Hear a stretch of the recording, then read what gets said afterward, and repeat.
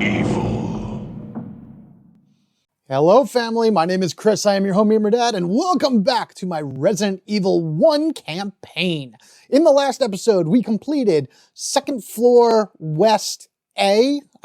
A's and B's obviously means we're gonna have to come back to these areas later, but they're gonna be completely different missions. So long as we finish all of the objectives within the scenario, we finish the mission itself. That's awesome, that's great, and that is what we're doing. I also apologize for some of the awful camera visuals in the last one. Like this game, my filming of this is evolving with each one of these. So I'm hopefully just trying to make it better and better and better. I have an idea of what I want to do for this particular one, but I also have a better idea for the second one. We'll see how they turn out as I go through and edit. But in any case, today we are doing first floor East A. I'll be able to read through the scenario in a moment. We have Chris starting down here all the way in the bottom. We have Barry starting all the way up here next to a chest. We have a sword key lock right here, and this whole area is going to get filled in with these exploration cards. So with that, let's head on over to the sideboards and take a look at everything over here. Everybody is at full health. Barry, unfortunately, does not have any kerosene. He did not have any from the last episode,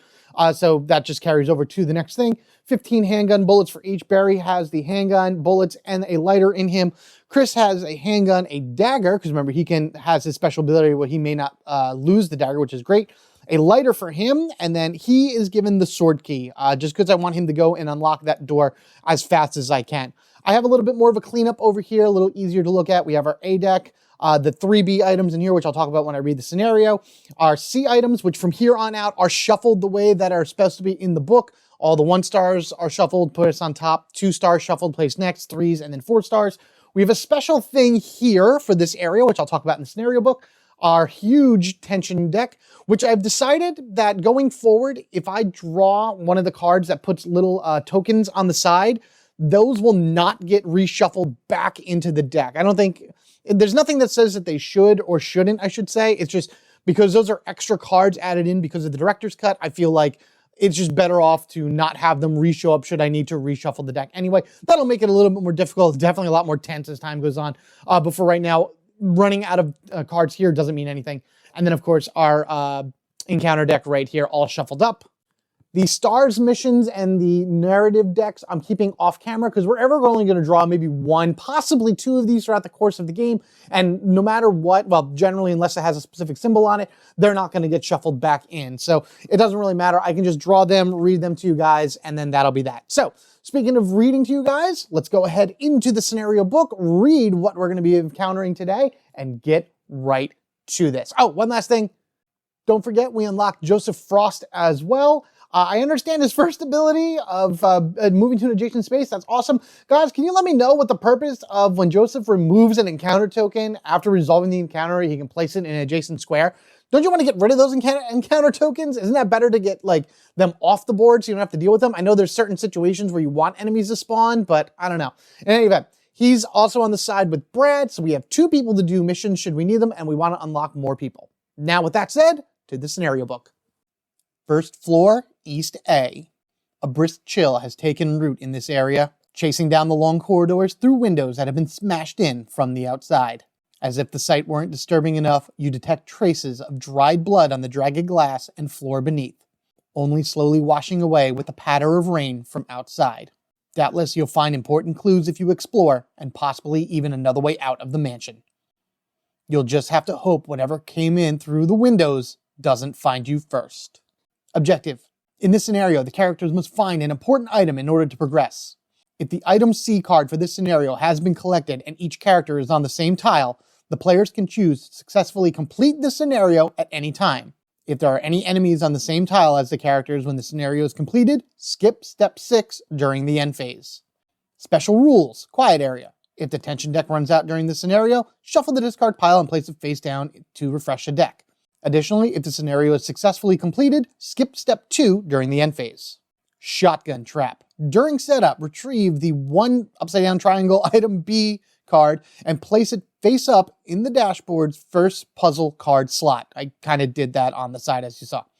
Then place the Suncrest puzzle card face up on top of it, also what I did. A character in the same square as the Suncrest token can spend an action to remove the card beneath the Suncrest puzzle and add it to their inventory, then flip the puzzle card face down. When the card is flipped face down, place a puzzle-locked door card under the door marker as an exit. If the door is open, flip it to close. Basically means that the door cannot open so long as the Suncrest card is face down. Disarming the trap. If the Suncrest puzzle card is face down, a character in the same square as the Suncrest token can spend an action to either place the shotgun or broken shotgun beneath the puzzle card from their inventory. Then flip the puzzle card face up and discard the puzzle lock door card. Card decks. Item A deck. Shuffle one face up triangle A card, that would be another kerosene container, and number two up triangle card, item cards, into the A deck at the start of the scenario. The B item deck consists of an old key, a broken shotgun, and a stun gun. There are 3 exploration cards, and after the scenario, add the first floor East B scenario card to the map. So to clarify that trap, when you're in the room with the Suncrest, you can take the item that's underneath this card into your inventory. And when you do, you flip it face down. When this is face down, the door exiting your room that you're in will not open. It remains shut permanently. You then have to take either the shotgun or the broken shotgun as an action from your inventory, place it back underneath this card to flip it face up in order to say that, hey, awesome, now we can leave the area. It's just like in the game where a certain very unique line, as we all know, was said, where you get the good shotgun for the broken shotgun, and you can imagine what else was shuffled into this deck. So with that said, let's start our run. We're going to start with Chris as usual. All right, so Chris is going to start right down over here. If you remember the game, and I actually remember this part of the game because this is one that's actually in not only the remake, but the original as well. There's the room that swoops around here. You actually find your first defensive item here in the game. And then this is like the dog hallway where the dogs are going to come out and try to get you. But Chris is simply just going to take 3 actions this turn. He's going to go 1, he's going to use a kerosene container to burn that zombie for 2.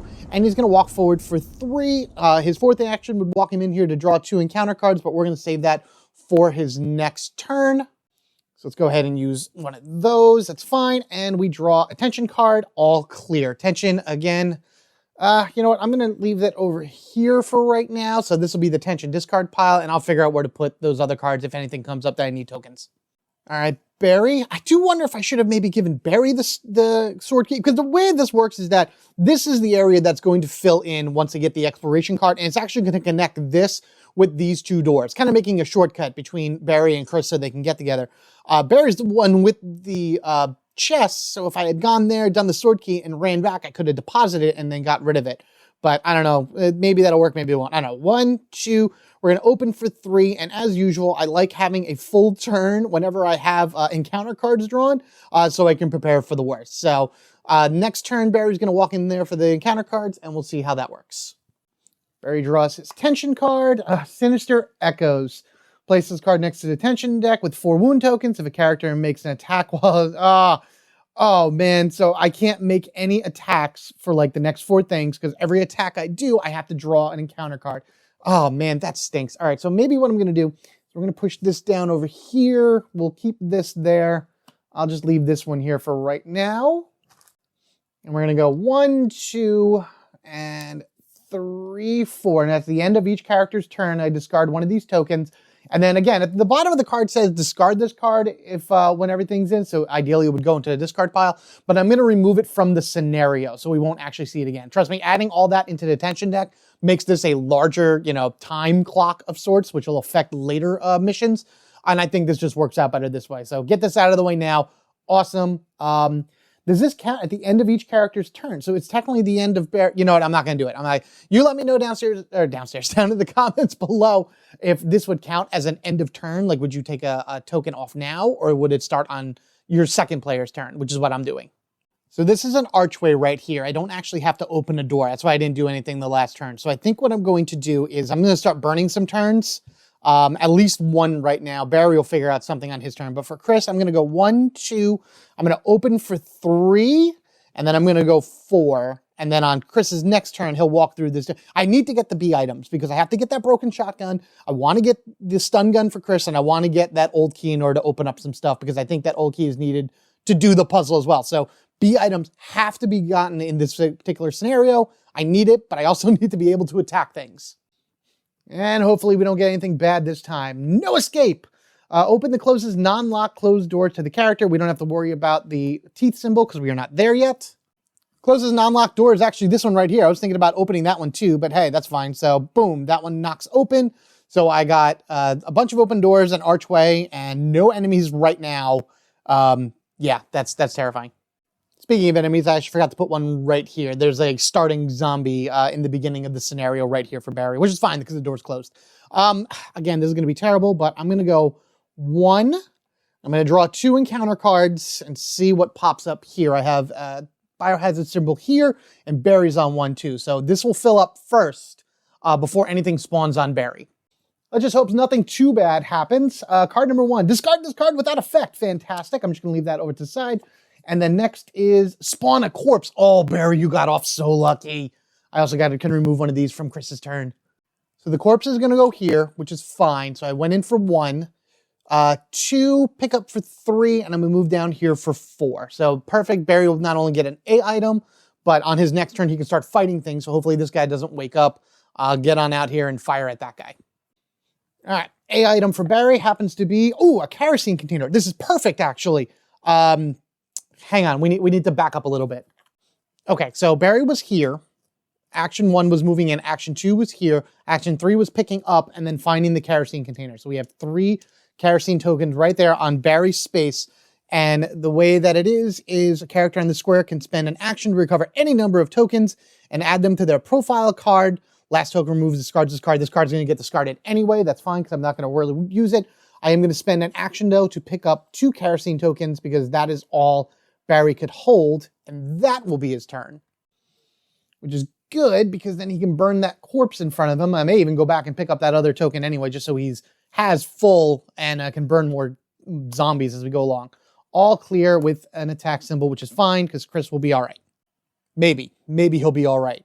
1, 2, I just draw some really good cards. These are going to be really bad, I feel. So let's go ahead and draw 2 encounter cards. All right, so that was the end of Barry's turn for this one. This will be the end of Chris's turn to get rid of that, so he'll be able to fight next turn. First draw, spawn 2 zombies. Oh no, that's really bad. Second one is, 4 zombies? Oh no, that's a terrible hallway. Oh, that's a terrible, terrible hallway. All right, there is the space here that Chris is on. Is that how it is? Actually, I always thought that they would go even no matter what. So it would actually be 2 zombies back here carding this item, and then 2 zombies right here with Chris. I need to get out of here immediately and come back to this area when I have better equipment. So I did 1, 2. I'm going to back up for 3 and 4 as well. And I do have a dagger on me should somebody get me. So I need a medium evade to get out of this. Chris rolls 2 dice. Just going to use the smaller thing here. Okay, perfect. That's the medium evade. So I get out of there. No problem. Not getting accosted.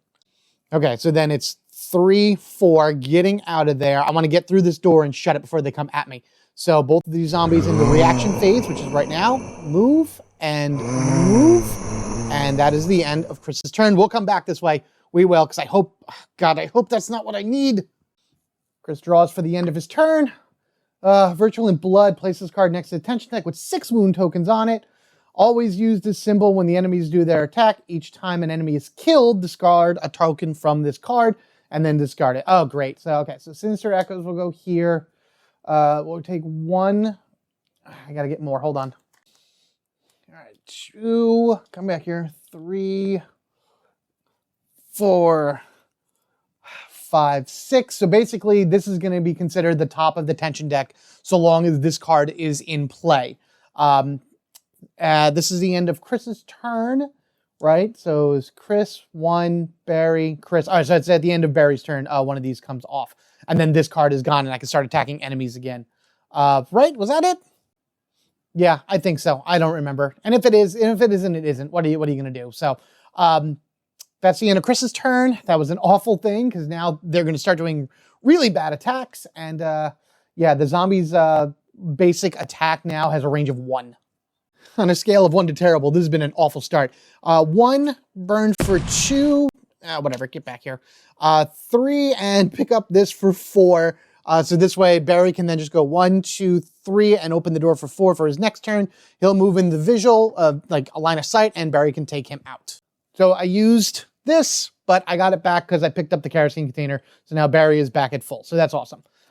All clear. Finally something good. But remember, this symbol will still stay on it, but it is also the end of Barry's turn. So now we can start fighting enemies and not have to worry about them fighting back. And again, I'm not putting this into the discard pile. I'm just removing this for the scenario. It'll get shuffled back in the later scenarios.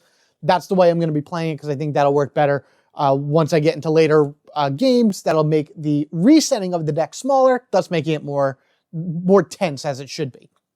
It's all about the balance, adding things that help the characters, but also making it much harder. I'm going to go 1, and I'm actually going to take a first shot because I can shoot and I'm able to take down zombies now. I'm going to try to thin this herd a little bit, and they're going to draw them to me. These guys are also going to come out as well. Yeah, I'm going to take my first shot. I'm going to take 3 bullets. I'm going to fire at one of these 2 zombies right here. Hopefully thin them out a bit, and then just try to get out of here. All right, so we'll go 1, 2, 3 handgun bullets for Chris, so he's at 12. What are the chances of rolling 2 full headshots? Well, I got 1. I got 1 full headshot and 2 pushes. Okay, so that's good.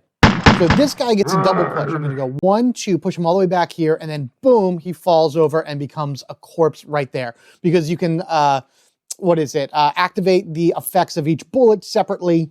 So it was 2 pushes and then that. So you're gonna move 1 forward. You guys are gonna move down as well. Let's do it again. 12 shots to 9. Can we do it again? Whoa, we did it again. I created another corpse, unfortunately, but I did do it again.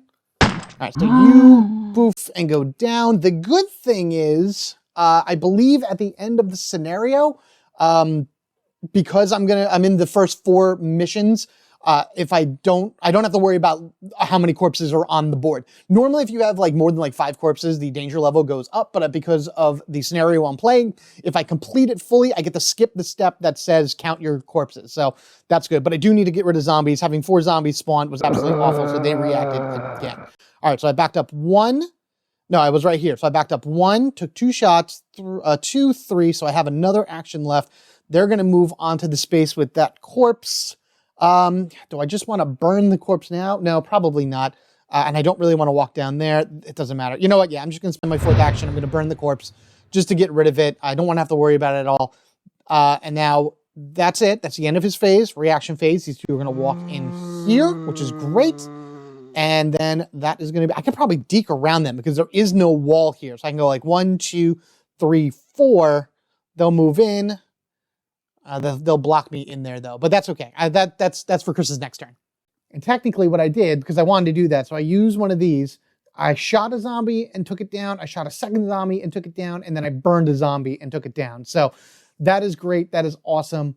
They moved in on me, so they didn't do their attack, but their next turn they would do their attack because they are 1 range away from me. So that's that. Oh, come on, Deadly Rasp.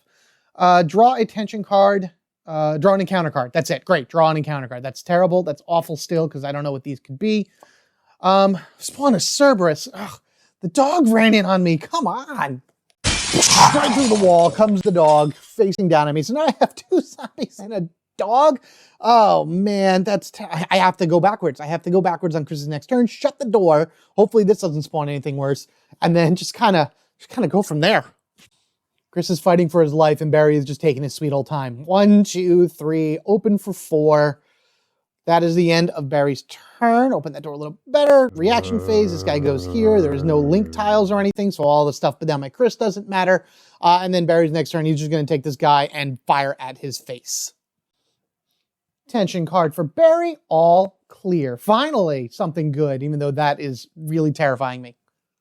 So on Chris's turn here, we actually have 2 issues, which I'll put up on screen anyway, just so you can see.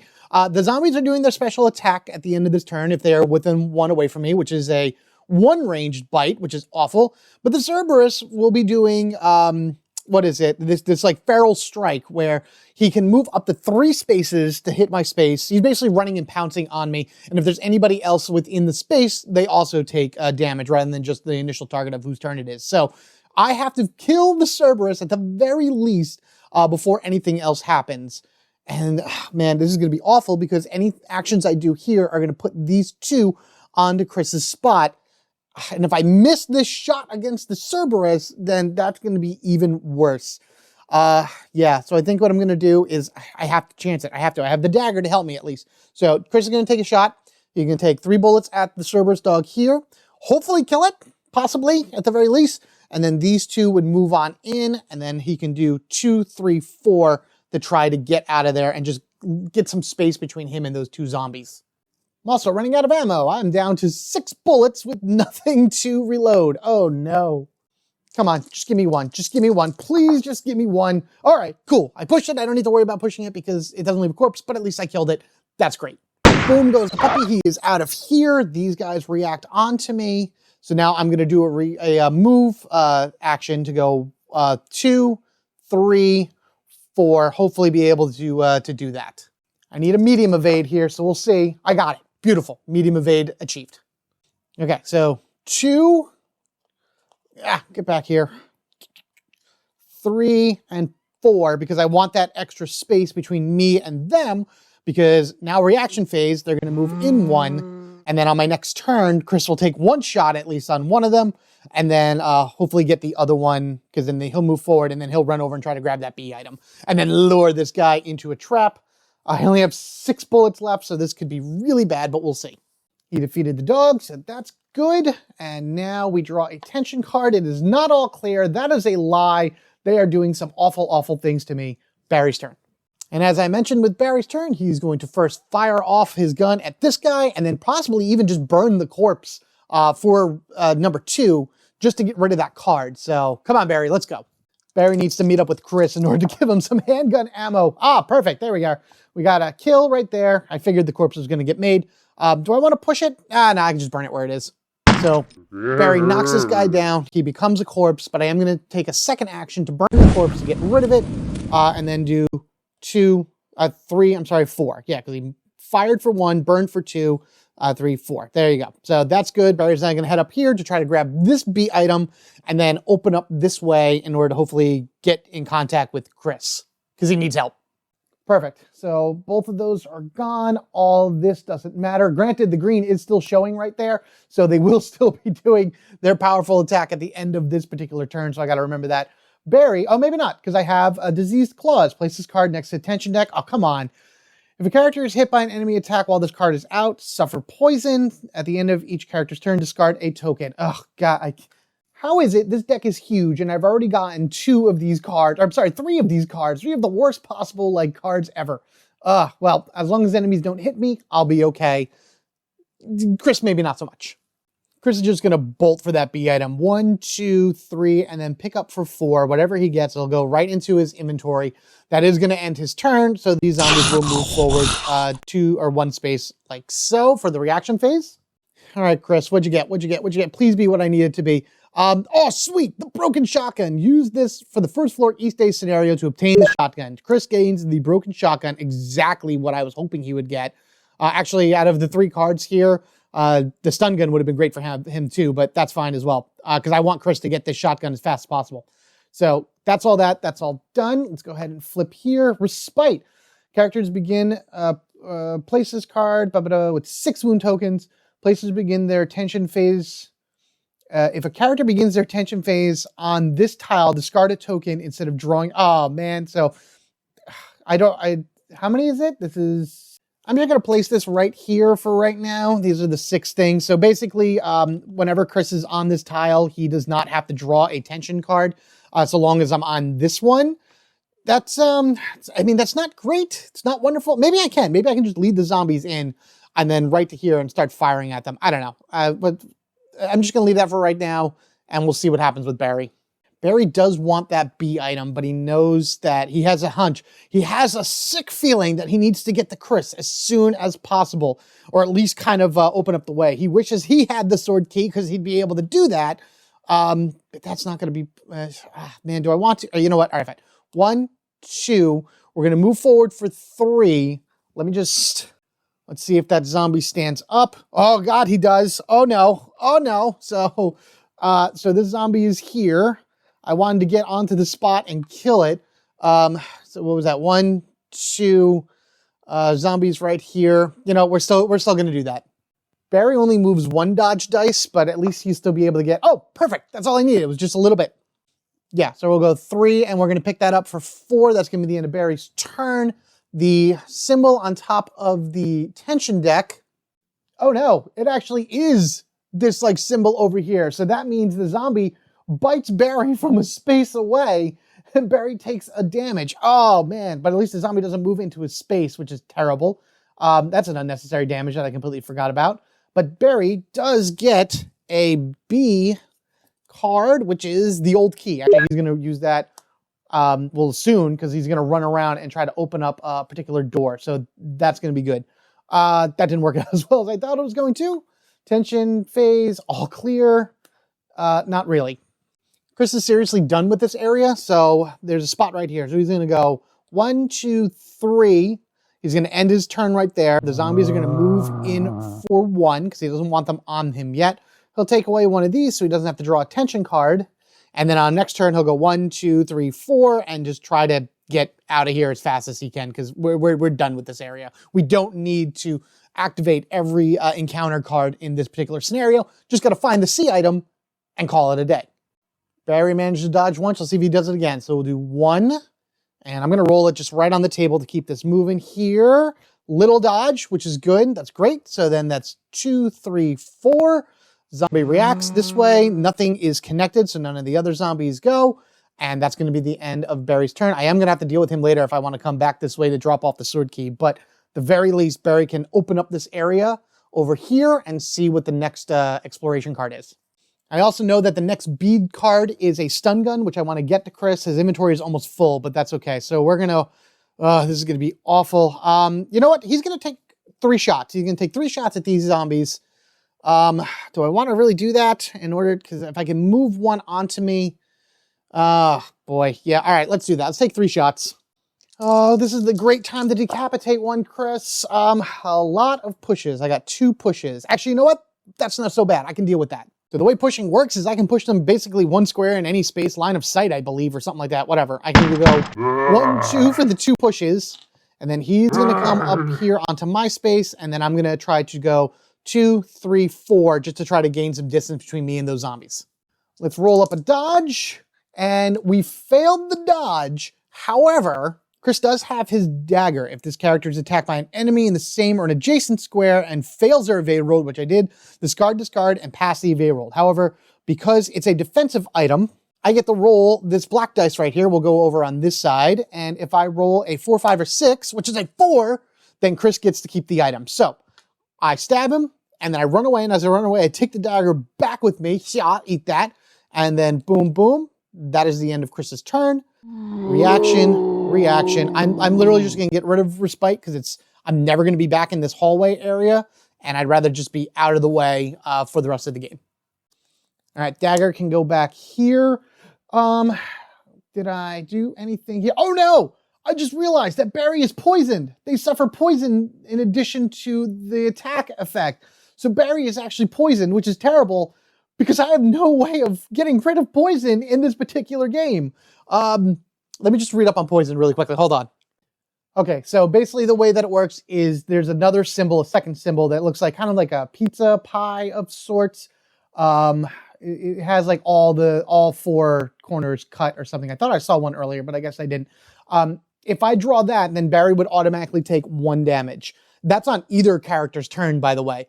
I'm going to say for this particular scenario, because I don't have any means of curing it, only Barry. If Barry draws a card that has that symbol on it, that's when he'll take his damage, because that is terrible. And then Barry went, Chris went. I can't remember whose turn it was that this went on there, but hopefully a few more turns and that'll be, well, Barry's turn now ends here. So that's gone. So at the end of Chris's turn, this will be gone as well. Tension phase, all clear. It could definitely be better. Barry's also going to need some healing items, because if this gets down too far, I don't want him to die. And I have a lot of first aid sprays in the item box. So that's something to consider as well. Sorry, meant that was the end of Chris's turn. Barry's turn is right here. I'm just gonna flip this the other way so it's out of my way. Zombie right here, we'll go 1, 2, open for 3, and then I think on Barry's next turn, he will go through the door and populate the area over here. So you slick down for the end of that phase, and then that should also get rid of Disease Claws. Poor Barry is really, really, really in pain right now. All right, Disease Claws is out of here. We don't have to worry about seeing that for the rest of this scenario because of the way that I'm running it. Not really an all clear, but it could be worse. I'm sure we're going to come across that card soon. Again, if it flips on Chris's turn, Barry will not suffer it because I don't have any means of curing poison. Once I have the means to cure poison, then it'll go back to the normal rules of as soon as it shows up, anybody with poison takes damage. All right, again, Chris has zero interest of coming back here, so he's going to go 1, 2. I do have to draw an encounter card, which I will for a moment, but regardless of anything, 3, he's slamming the door behind him. So this way these guys don't move at all. And then this area, I'm probably just going to avoid for the rest of the game. But I do have one more action, but I do have to draw 1, come here you, 1 encounter card. And that happens to be Spawn a Corpse. I can deal with that because Chris can deal with that in front of him. In fact, it's going to spawn right in front of him. Safe than sorry, I'm going to just use kerosene to burn the corpse right in front of me. So the spawn would have been here. He used an action, so then on his next turn, he can actually collect that A item. And then the turn after that, he can open up the sword key and then start really getting to where Barry is. Chris draws. Gnawing Fear. If this character leaves their current tile on their next turn, they must draw 2 extras. You know what? He's not leaving, so I'm just going to put it right here and not worry about that. Door is open. In Barry goes. What did we uncover?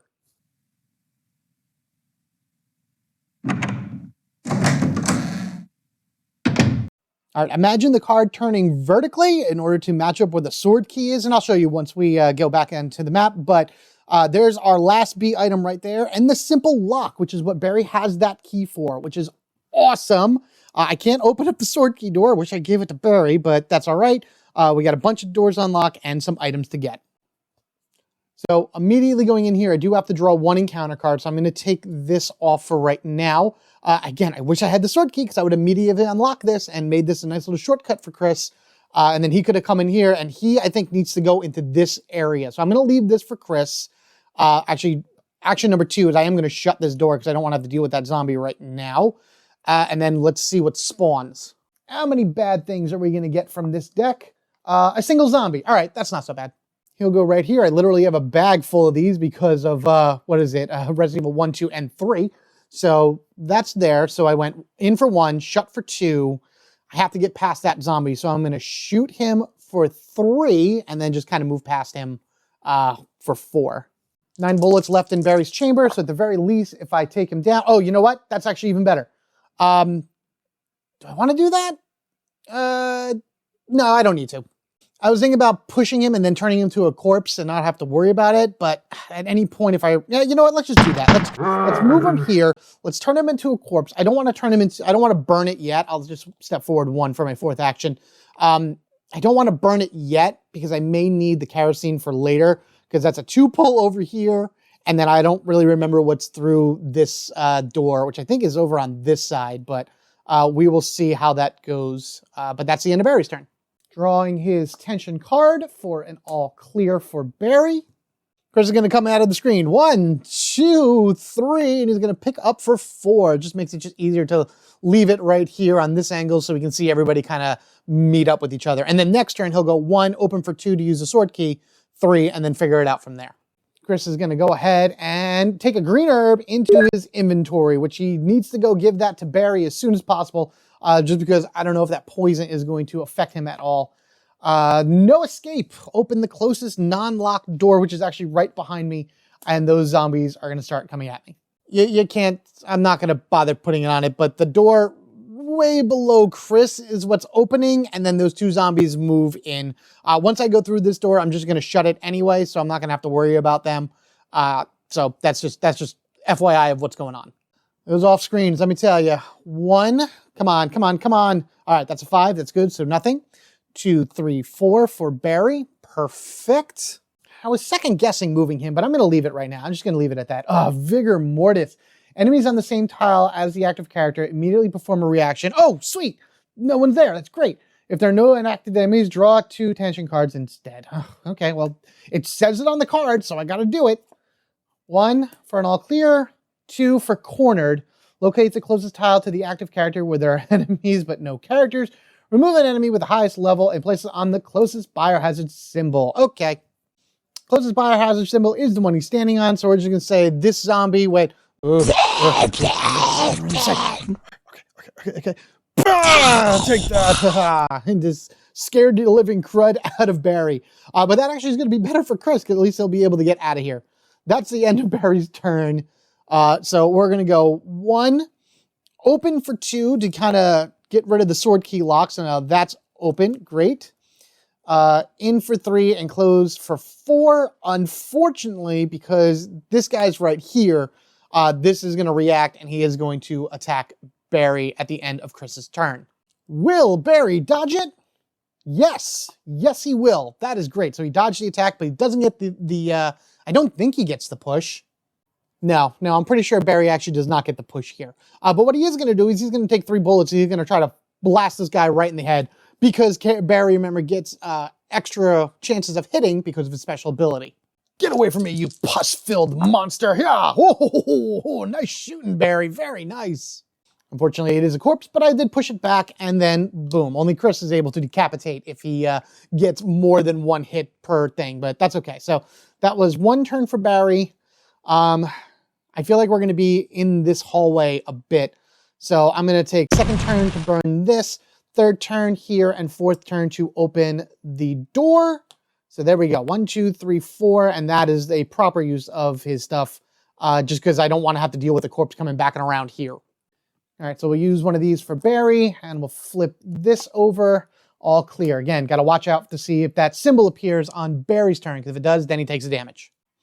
All right, Chris, open for 1, 2, 3, 4. That's going to end his turn here. He's going to draw a tension card. He's actually going to go to the item box, put away the sword key, put away probably the lighter, honestly, and then take 1 more healing and then make his way back out this way. Tension card for Chris, all clear. That is not the symbol. That is a symbol for the strong attack. All right, Barry's going to enter in here. I'm actually going to flip the door back the other way.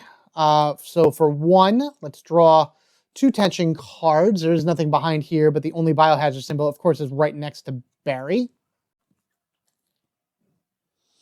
All right, first one is locate the closest tile to the active character that contains 1 or more enemies and at least 1 knock. Every knock. Okay, so I just get to open non-locked doors. Okay, so I'll do the one right where he's at right now, and I'll show you that once we get back. And then spawn a Cerberus. Spawn a dog, because why not?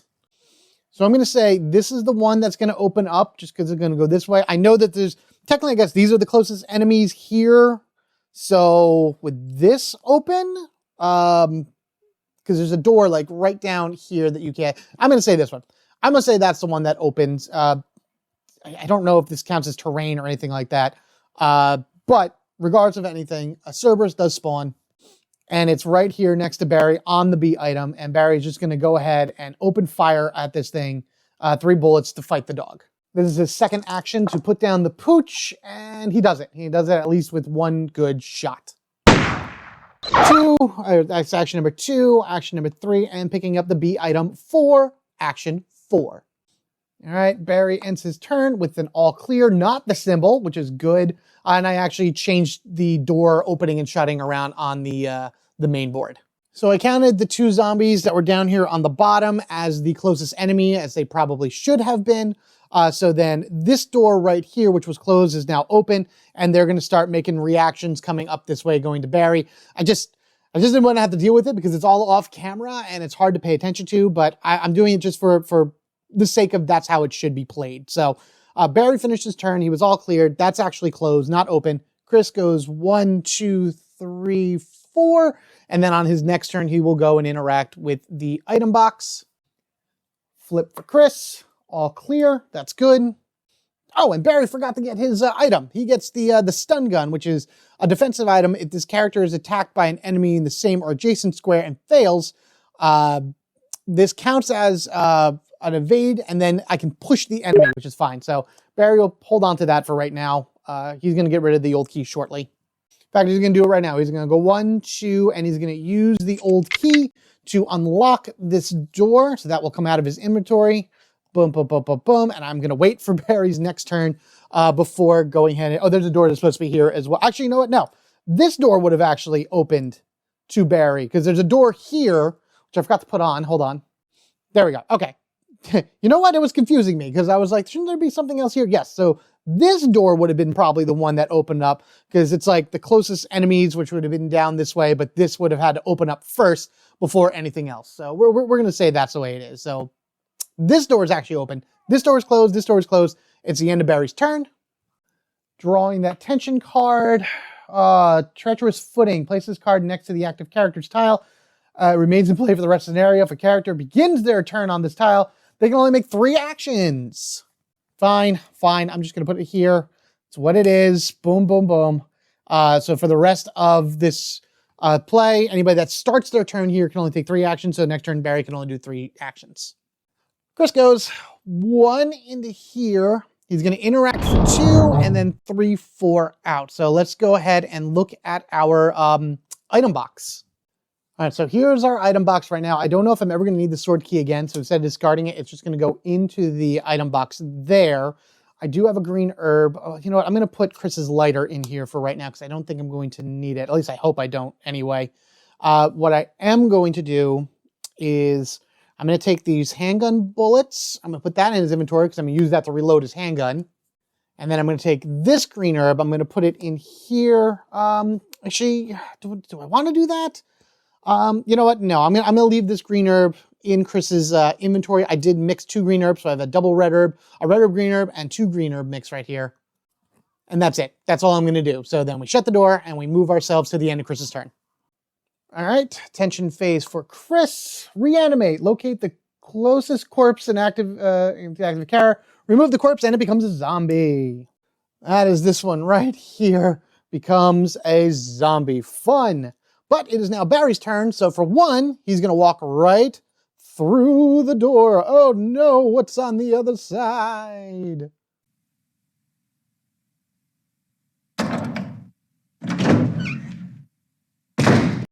This is the card 3 going up and around there. And as you can see, not only do we have a 2 draw encounter card, which we're going to have to draw right now, but also the C item for the scenario. So that means Barry, all he has to do is make his way up and over here, collect the C item, and then get to the same spot as Chris, and then we can immediately end the scenario. But there's still a lot to do here that Chris needs to do as soon as he gets down. So with that said, let's draw our 2 encounter cards and see what awful things happen here. After resolving all spawn entries on this card, we place the closest corpse with a zombie and spawn a zombie in the active character square. Oh boy, so there's a 3rd zombie actually down, way down in the room where Chris was. There's a zombie right here, and there's a zombie all the way down where Chris was as well. That's 5 zombies on the map, which now I have to get rid of these things. But otherwise this is good, that's fine. You know what? Barry can't afford to take any damage. So actually he's going to shooting him. Shooting him is better idea for him than trying to dodge. It's going to put him at 0 bullets, but at the very least, he does kill it. So he moved in for 1. He fired for 2. He's going to use his last kerosene for 3 to burn the corpse. And then he's going to reload his gun for 4. So that's going to be his actions. So we'll take this. We'll put that back into the A deck, shuffle it back in at the end. And then Barry goes up 8 points because he may need these bullets. You know what? No, he's not going to do that. I take that back. He's not going to reload. He's going to move 1 space and he'll reload later. He's going to hold on to these handgun bullets. If he needs them, he will do it. But otherwise he killed the zombie. He burned it. So that's gone. He does move 1 space and that ends his turn. Mission update. Draw a mission card. Cool. And we have in the draw, radio call. Draw cards until this character finds 4 or more magnifying glasses or abandons the mission. If this character finds 4 or more, draw a card from the survivor tag and place in reserve. More characters. If the character is killed or abandoned the mission. Oh boy, okay. Ooh. All right, so I got to draw cards from here until I find 4 or more of magnifying glasses. So hopefully he will not die. So 1 magnifying glass and 1 damage. Remember, he has to take 5 damage to die, and hopefully that's not going to happen. Card number 2, that's 2 magnifying glasses. Card number 3, oh, that's 3 magnifying glasses. Come on, come on, come on, come on, come on, come on. Yes, yes, yes, yes, yes, 4 magnifying glasses. That's what I need, and now I get to get another survivor. All right, here we go. Drawing from the top of the deck happens to be... Hey, we found Rebecca, a playable character. Oh, that's great. That's awesome. I get to actually play as her later. Oh my God. Field medic and special training are her specialties. This doesn't matter because these don't come in with her, but just 6 inventory, 4 kerosene, 2 dodge. Oh, that's great. Oh, welcome to the team, Rebecca. Welcome to the team. And poor Brad is hurt for this. So let's clean this up and then go back to the board. I forgot the reaction phase, so the zombie is going to go right here, or it's a female zombie, so a lady zombie can go up that way. Chris is going to go 1, 2, 3, 4, and he's going to make his way back over here. Drawing from Chris's deck is an all clear. That wouldn't have been the symbol anyway.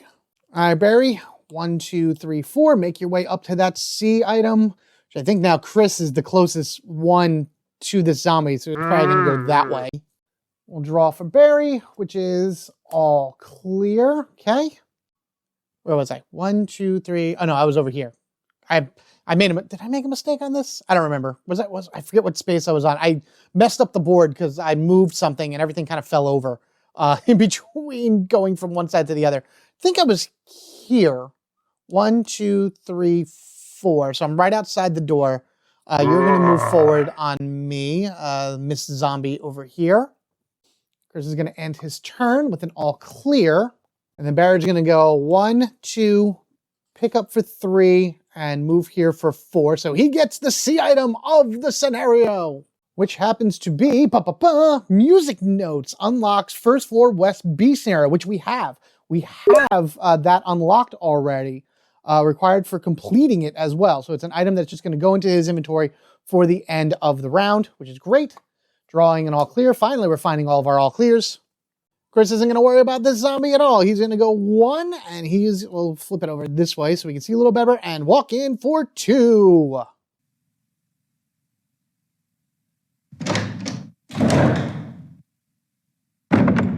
And here it is. This is the room that we are in, the second exploration card. You got to, again, rotate it horizontally to match up with the door that we just walked through, but the big yellow spot is the main room, and then the green spot is the quote-unquote trap. So we need to get from that point in the yellow room to the green room onto that little sun spot there, take the item that's behind the card, and put the broken shotgun in order to gain an amazing item.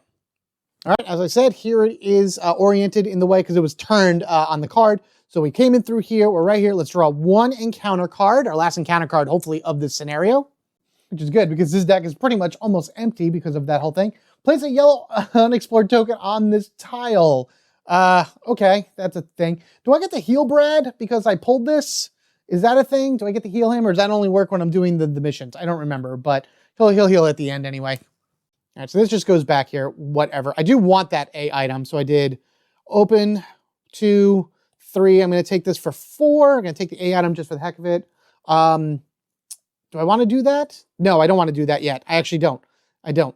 That's where I want to go. No, I can even do this and just open the door. Because I want to get the shotgun first because my inventory is almost full. 1, 2, open for 3. You know what? Let's go through for 4. Let's just go all the way through. And next time I can get the shotgun and make my way out. Zombie lurches forward. Oh, it's exciting. Very exciting. All clear. Barry, you need to get to Chris fast. 1, 2, 3, 4 is all his turns are going to be. Please don't be bad. Please don't be bad. Please don't be bad. Flickering lights. Place this card next to the active character's tile.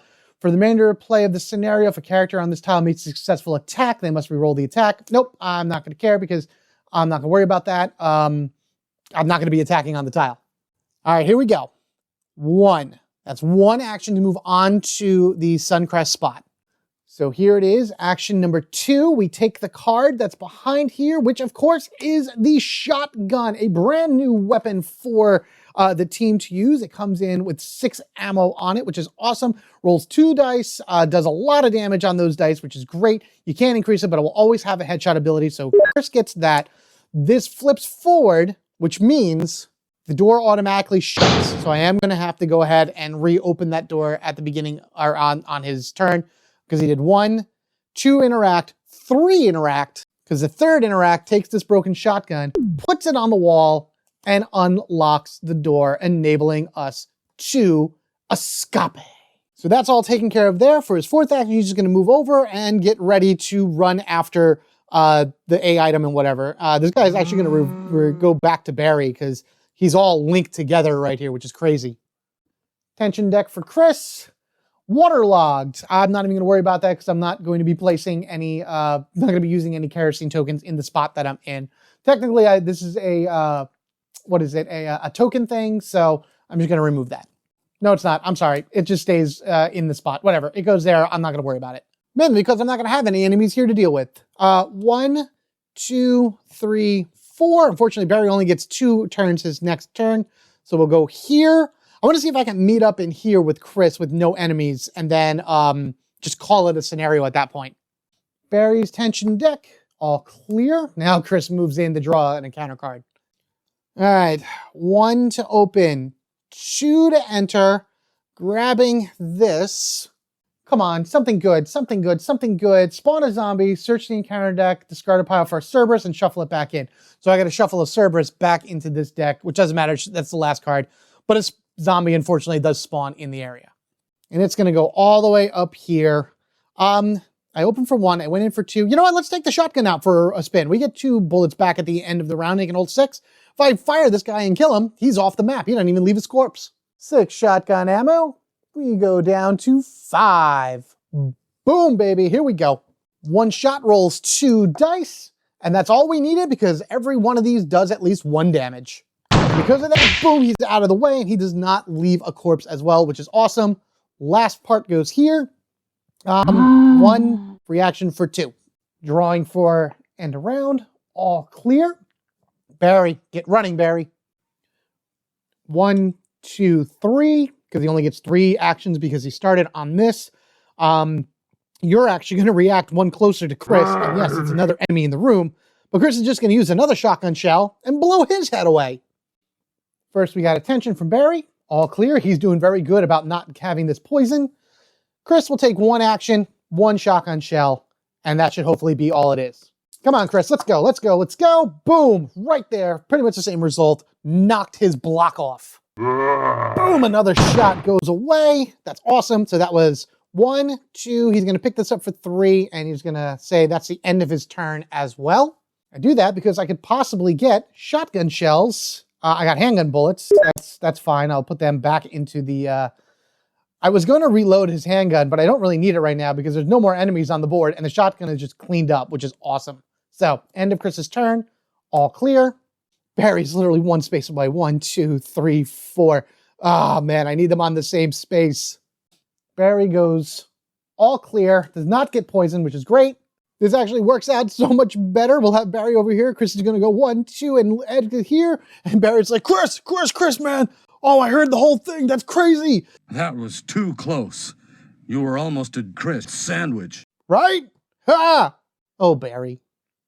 And with that, we have completed first floor East A. We are both on the same tile. We have the C item. There's no enemies. There's no enemies anywhere else. There's only 3 zombies down here, actually, that happen to spawn. Really no other corpses or whatever. So let's go to the end phase and wrap this up. All right, first thing we do is the mansion increases its danger by 1. I'm going to figure out a better way to do this for you guys as I go along because this is just ridiculous and I hate the dial so much. But we are on mansion level 3 now, still in the normal part of it, like not the teeth or the skull and crossbone, like the green section of sorts. So we did that. 5 or more corpses on the field. We skipped 2 because we did that already. That's great. 5 or more zombies in the player area. There's only 3, so we don't have to worry about any of that. As far as over here goes, as I knock things over, that's the end of this. Yeah, whatever. I don't care. No one's carrying any additional key items, so that's good. We're going to go ahead and put him back to regular health and heal him 1, so now everybody is healed. Our special ammo will gain 2 points apiece. Our handguns will go back up to 15 a piece as well. So now we have full handgun ammo for the upcoming next scenario. I have a few A items that can be shuffled back into the deck. I have my tension cards are all going to get reshuffled. My encounter cards, we only had one encounter card left because of doing that special mission. But also, speaking of which, that special mission, Brad gets healed. We have Joseph and we have Rebecca. Maybe I'll choose to play as Rebecca next round or something like that because I think she'd be really cool to start showing off as well. I can play as her because she is a full playable character. She's actually one of the 4 main characters from this, from the base game of this. So there you have it. That is all of the end phase. We have completed this. Let's go to our mansion board.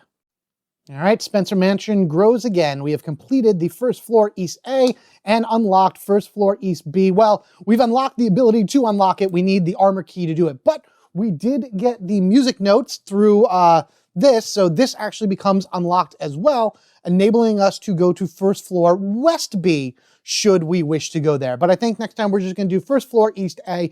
These are the first 4 in the game that's like your main tutorial. All of those have quiet area to them where you don't have to worry about the tension deck.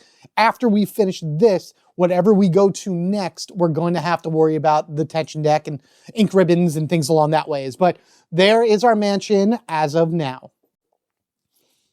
Thank you guys so much for joining me on this latest adventure through the Spencer Mansion in Resident Evil 1, the board game. Let me know what you think down in the comment section below. How was it this time in comparison to my last 2? I really love this game and I want you guys to love it as well. And I want to be able to show as much as I can, as clear as I can, but also, you know, just play the game and enjoy it. It can be really annoying sometimes because of the way that the maps move and how big they can get and all the different areas and whatnot. Again, still working on it, still working my way through it, but so far I think this is the best one I've done so far, and I want to hear from all of you and let me know what you think. So, in order not to miss any future Resident Evil 1, the board game action, be sure you are subscribed to the Home Gamer Dad to not miss that or any other fun videos I happen to put out for you to enjoy. If you wish to support the channel even further, a super thanks is always welcome as well. Those are greatly appreciated. Or you can head on over to patreon.com/homegamerdad, join the growing family, and check out all the cool stuff that I'm going to be offering through Patreon in the upcoming days. You've been absolutely amazing. Thank you again. Take care of yourselves and each other. We are family forever, gaming together. I will see you in the second floor on the East A whenever we do that for Resident Evil 1, the board game, as we continued collecting all the pieces we can to grow the mansion and figure out the mysteries within. You guys have a good one, and I'll see you in the next one.